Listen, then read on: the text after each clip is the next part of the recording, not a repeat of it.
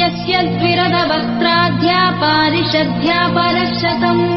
विघ्नम् निघ्नन्ति सततम् विश्वक्सेनम् तमाश्रये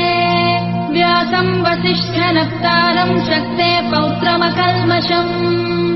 पराशरात्मजम् वन्दे शुकतातम् तपोनिधिम् व्यासाय विष्णुरूपाय व्यासरूपाय विष्णवे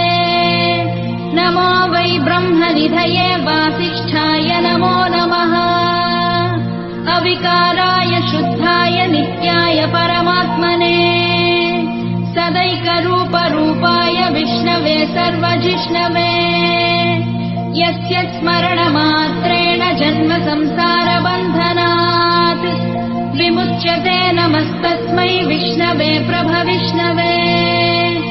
ॐ नमो विष्णवे प्रभविष्णवे श्रीवैशम्पायनाय